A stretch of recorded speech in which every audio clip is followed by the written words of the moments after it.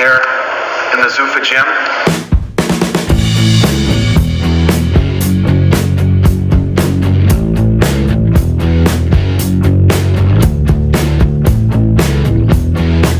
And I'm coming for it, Ken.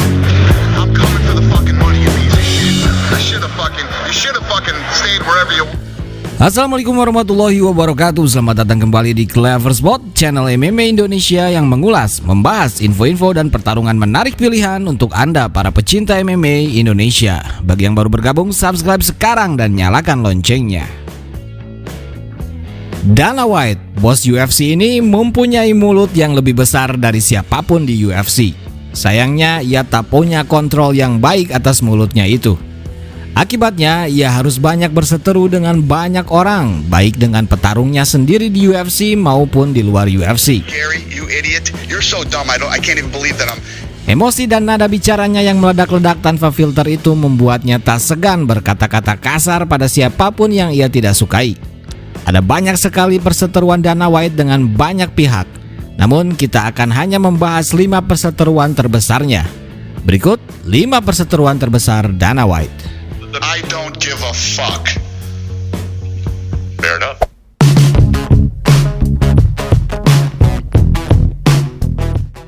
Dana White versus Conor McGregor. Hubungan keduanya memang turun naik, namun terlihat baik-baik saja.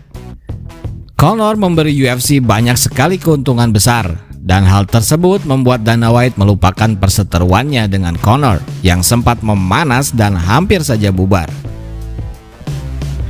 Dana White sangat marah dan sempat tak mau lagi berbisnis dengan Conor McGregor. Hal itu terjadi setelah insiden penyerangan bus yang ditumpangi Khabib Nurmagomedov yang membuat Dana White sangat marah dan berkata-kata kasar saat diwawancarai ESPN. Do you want to be in business with Conor McGregor right now? Do you want to chase this guy around for interviews and buy his fights? Do you? No, I don't think anybody is going to want it right now. No, I think everybody's going to be pretty disgusted with Conor McGregor right now.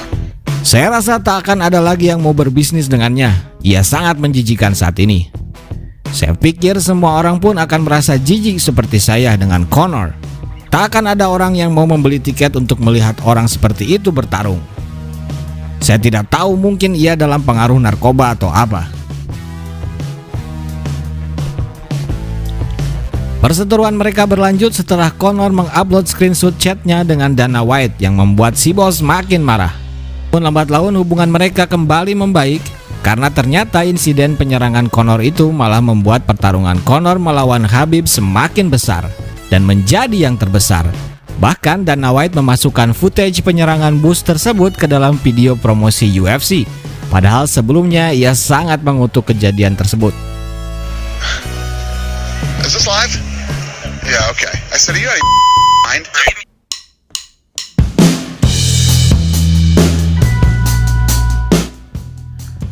Dana White versus Ariel Helwani. Dana White dengan diam-diam membeli promotor saingannya saat itu, Strikeforce, yang cukup besar dan memang menjadi rival UFC. Ia juga dengan diam-diam membawa kembali Brock Lesnar untuk kembali bertarung di UFC 200. Rencananya Dana White akan mempublis berita besarnya itu oleh media UFC sendiri dan juga memberi kejutan dalam press conference. Namun, Ariel Helwani malah membocorkan berita tersebut. Ia malah mempublis kabar berita tersebut. Tentu saja hal itu membuat Dana White naik pitam dan langsung memblacklistnya dari semua event UFC termasuk pertarungan akbar Conor versus Mayweather saat itu. Who the fuck does Ariel Helwani talk to at the UFC? Nobody here's talking to him. Nobody's here telling Ariel Helwani jack shit. You think we're calling Ariel going, we're getting frustrated with fucking none of us. Beberapa lama kemudian, Ariel Helwani pun diperbolehkan kembali meliput UFC. Strikeforce yang dibeli UFC pun tak lama ditutup Dana White. Jadi memang rival promotornya tersebut dibeli Dana White hanya untuk ditutup.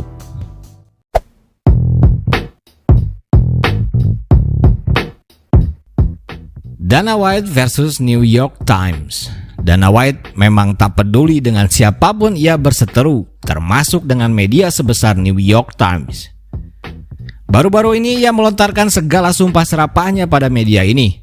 Semua karena New York Times menuliskan banyak kritik seputar event UFC yang diadakan pertama kali dengan penonton penuh di Jacksonville dalam keadaan corona.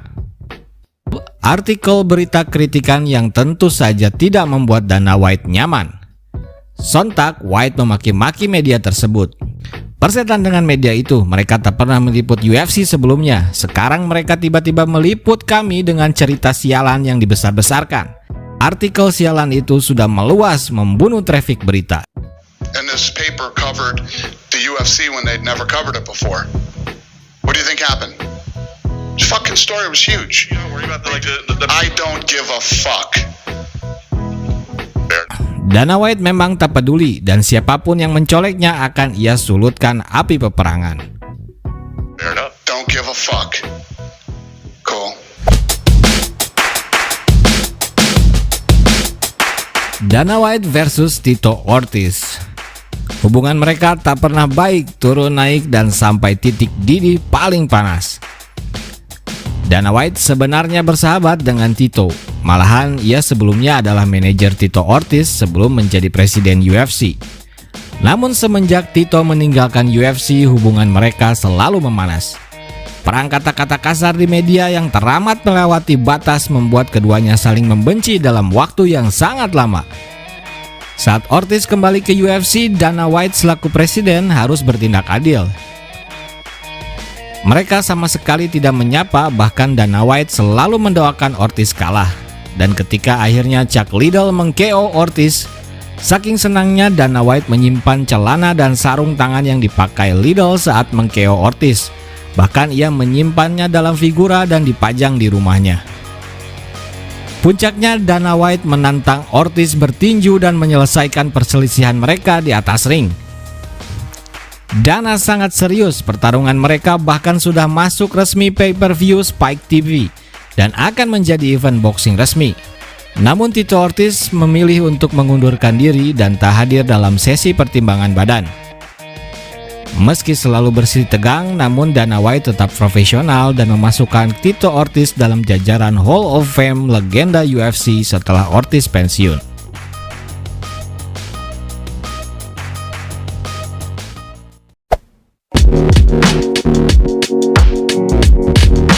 Dana White versus Oscar De La Hoya. Jika perseteruannya dengan Tito Ortiz dan lainnya sudah mereda dan kembali harmonis, namun tidak dengan De La Hoya. Mereka masih saling berseteru, hubungan keduanya masih sangat panas hingga saat ini.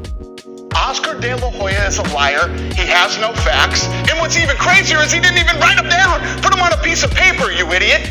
Keduanya sebenarnya sempat berteman karena Dana White memang penggemar berat tinju sejak dulu. Namun ketika Oscar De La Hoya menyerukan boykot terhadap pertarungan Conor McGregor versus Mayweather, pertemanan mereka berakhir sejak itu.